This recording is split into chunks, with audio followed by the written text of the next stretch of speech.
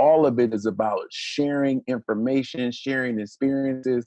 And then as we become mature in our walk and in our talk, then even some of those things that we swore that we would never do or never say, we began to say and do those very same things because we know that those things helped us to become the people that we are today, right? And so even though it's 4 men on this call as a part of this conversation, right? There's 4 of us who at some point somebody said, oh, that boy ain't gonna be nothing in his life. He ain't gonna do nothing. He ain't gonna be nothing, because we were all hard-headed. We were being boys, but in hindsight, we were just being who we were supposed to be.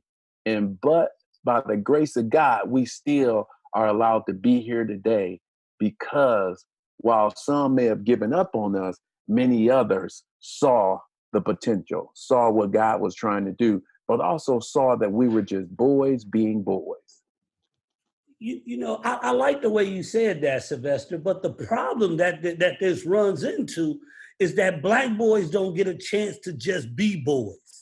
Mm-hmm. Because depending on what size we are as we're growing up, we mm-hmm. can be viewed as men before that time. We can be viewed as a threat before we even know it.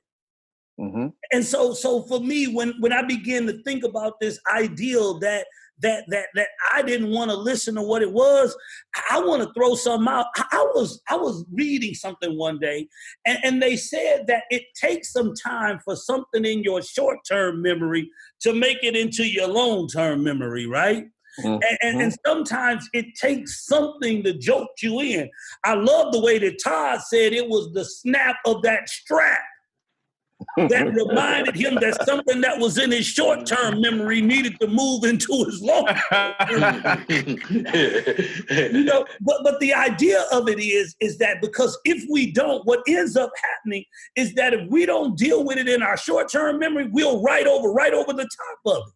And then we'll lose it. So it's almost as if we're spinning in the short-term memory moment where some of this stuff has to find a way to move into our long-term memory. And if it doesn't, then we end up losing. We end up losing opportunities that could have been ours, but they weren't because simply put, we were focusing so much on our right now, we didn't know what that thing down the road could even potentially be that they had the ability to see that we couldn't. What you think, Willie? Well, I think you're exactly right. And I think that the elders, by passing on their experiences to us, it was their hope that we didn't have to learn the hard way because them putting us on punishment or whipping our butt or something was done out of love.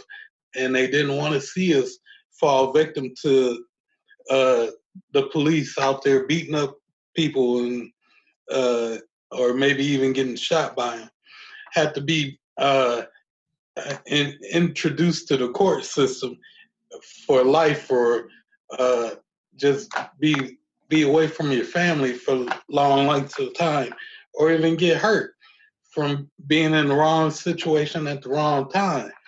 They had the foresight to see that could come and was checking us appropriately, not known to our butts, or at the time, but they was trying to save us some heartache, and it was done out of love.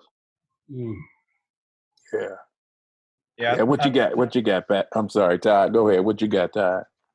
Yeah, I just think, man, I remember the brothers growing up, the old heads would talk, and they used to say, man, what's the worst nightmare that a Black man would have? And everybody would say, going to jail for something he didn't do. Mm-hmm. Mm-hmm. And so, like Willie said, they was trying to keep us away from them snares and them traps, right, that would lead us right to the penitentiary or would lead us to an early grave, right? Because they saw the potential in us. They saw that which rubbed them the wrong way, that put us at risk as the gift that was going to help save our life once it matured. See, that's the thing, right? We all had fruits of the spirit at a young age. They just wasn't developed or mature enough, right? But them There you old go. heads saw that. They were like, that's the gift that God gave him. I gotta what? Put some bumpers, like, you know, bumper bowler. I gotta put some bumpers in the gutter so that they'll bounce off, right? Mm-hmm. Yeah. Hmm. Yeah. But there was also this idea that they understood that they were nurturing and protecting that gift. And I think the most important thing, and this is really in response to what Patrick said, is they saw the gift. And so in a time when we have way too many young men and boys of color losing their lives, is because so many people don't see the gift. Right. And that's really a reflection on them and not a reflection on the individuals that are meeting their untimely death. Because just because they look different from you don't mean that they're a threat to you.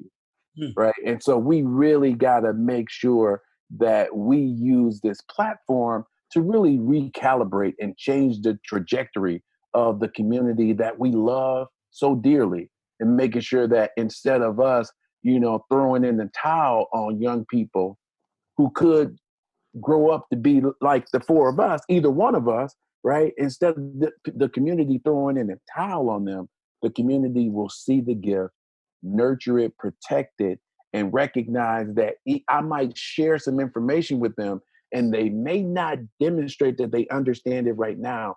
They still have the potential to do it at a later time in their lives. This is true.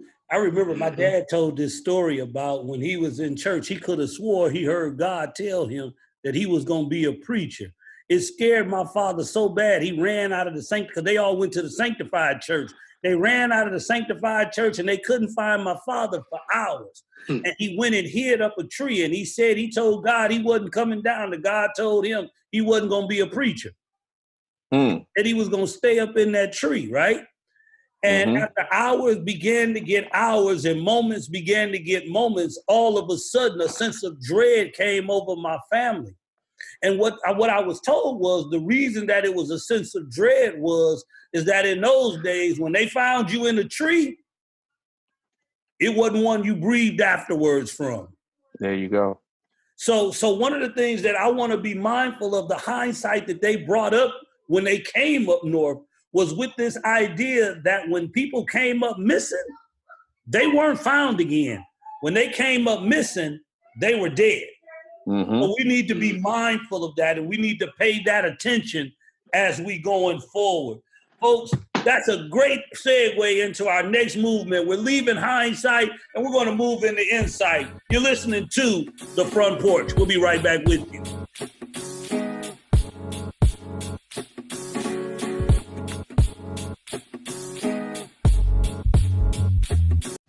If I could do one thing, I'd make sure that there were more textbooks in schools. I'm a teacher. I've seen the need. But my girlfriend here likes to say, don't just talk about it, be about it. And we're about the 2020 census. Because when everyone gets counted on the census, it helps inform public funding in our neighborhood for the next 10 years. So don't just talk about it. Be about it. Complete the census online, by phone, or by mail. Shape your future. Start here at 2020census.gov.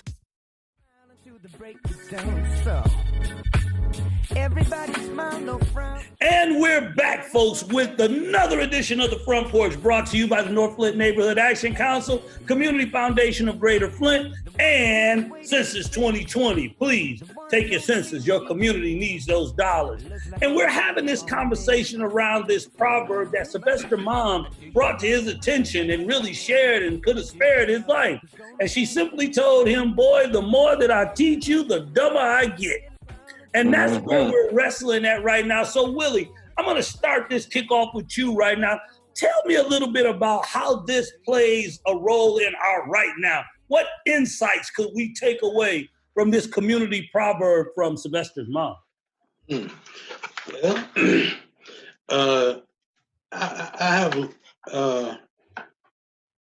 I've been on this earth for 53 years, about to be 54 next week. And in all that time, while y'all was talking, I was thinking about some stuff that my son would tell me, and look at him and said, all these years I've been here, you don't think I learned nothing? You know, and the youth had their own way of dealing and interacting with people, and come to think of it, so did I.